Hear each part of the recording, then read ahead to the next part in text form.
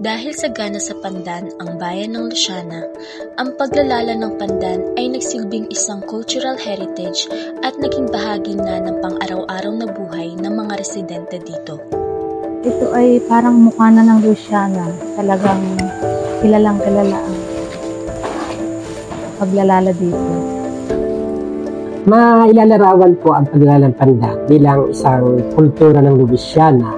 So ito ay nung maliit pa kami, naman na namin ito sa mga matatanda, sa mga magulang namin ay pinamana namin sa amin ito bilang paglala ng pandan para maging isang kabuhayan at pagtulong sa pang-araw-araw na hanap buhay. Ay nung ako'y 7 taon na nag-aaral, ay para ako'y natuwa na tumingin ng paglala ng nanay ko na yung nilala niya ay pinababaon sa akin. Ay ngayon, para ako nagka-interest na ako na ang maglalala. Mula sa isang payak na dahon ng pandan, bawat piraso ay nagiging obra maestra sa kamay ng mga maglalala. Ang proseso ng paglalala ay nagsisimula sa pagkuha ng pandan o kung tawagin ay pamamandan. Maingat itong pinipili mula sa puno nito para masigurong maayos at matibay itong lalahin. Pagkatapos ng pamamandan, hihininikan o tatanggalin ang mga matutulis na tinik at butod sa dahon ng pandan. Susundan naman ito ng paglilinas. Dito ay hinahati ang dahon ng pandan sa mas maliliit na piraso gamit ang agpang. Nakadepende ang laki nito sa disenyo na kinakailangan. Pagkatapos ng prosesong ito, ibibilad naman ito sa araw para matuyo at maging matibay para sa paglalala.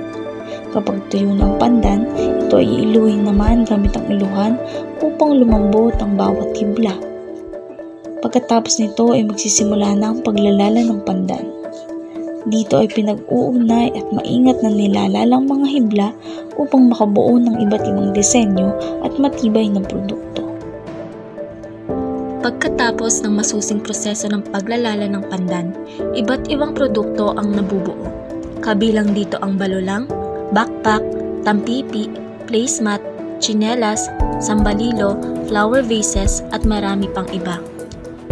Habang pinagmamasdan ang bawat produkto, dito namin napatunayan ang husay ng mga maglalala. Tunay nitong ipinapakita ang kanilang malalim na ugnayan sa tradisyon at sa kanilang komunidad. Upang may pagmalaki ang mga produktong gawa sa pandan, isang natatanging selebrasyon na sumasalamin sa kultura ng Luciana ay ang Taunang Pandanan Festival. Tuwing April 3, nagkakaroon kami ng Pandanan Festival na kung saan doon naka-highlight ang iba't ibang yaring produktong pandan. Hindi lamang yung produktong pandan, gayon din ang ibang produkto na naaani dito sa Luciana. At nagkakaroon din kami ng festival na halimbawa yung mga binibini, Ginoong Luciana, na kung saan ang pangunahing kasuotan na ginagamit is yung yari sa pandan. So, talagang makikita mo, ma-amaze ka, talagang hindi mo maakalain yun ay pandan. At saka yung nagawa kami ng mga bahay kubo, yung mga kubo-kubo na nakikita sa sa unang hirit, dinadayo din ng ibang taga Manila o yung nasa TV, yung pagdaraos namin ng Pandanan Festival bilang pagkilala nga sa aming produktong pandan. Ang dedikasyon ng mga maglalala ay nagpapakita ng kanilang matibay na ugnayan sa kanilang sining at sa tradisyong ipinasa pa sa kanila ng mga ninuno. Gayunpaman, may mga hamon pa din itong kinakaharap. Ayun nga, pag ganitong tag-ulan, ang hirap, hindi ka makalala kasi ang hirap magtuyo ng pandan, tapos minsan wala magbili. Yun yung pinaka sa maglalala talaga. Talagang ito ang problema ng dito sa paglala. Umuunti na ang bilang ng gumagawa. Example na lang nga ay yung mga anak ko, hindi sila ganong kapursige para gumawa na hindi katulad ng sa akin na ginagawa. Talagang ako dito nasa puso ang paglalako. Yung mga anak ko walang pakialam. Sa kabila ng mga hamong kinakaharap, patuloy na nagbibigay ng mahalagang ambag ang paglalala ng Pandan sa ekonomiya, lipunan, kultura at kalikasan. Makikita ito sa kung paano ito naging kapaki-pakinabang sa mga residente ng Louisiana.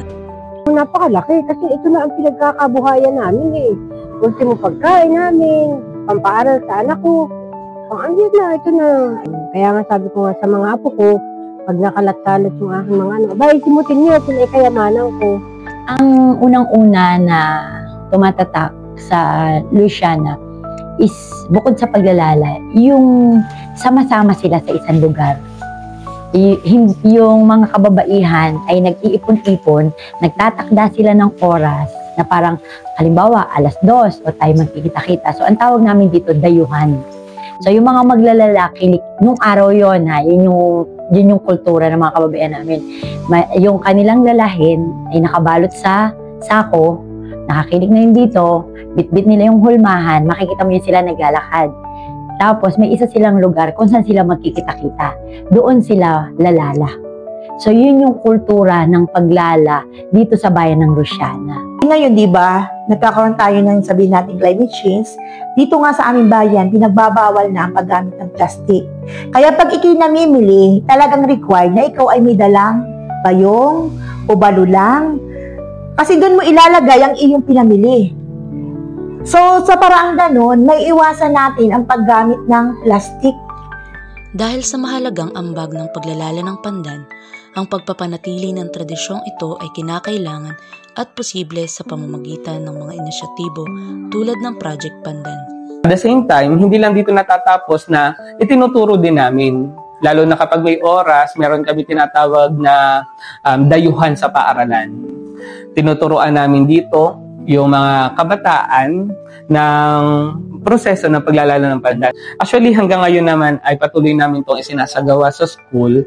Kaya masasabi natin na sana kung maisa sa buhay ng mga mag-aaral ang kulturang ito na meron kami, hindi mamamatay ang tradisyon na meron ang Louisiana sa paglalala ng mga produktong Pandan.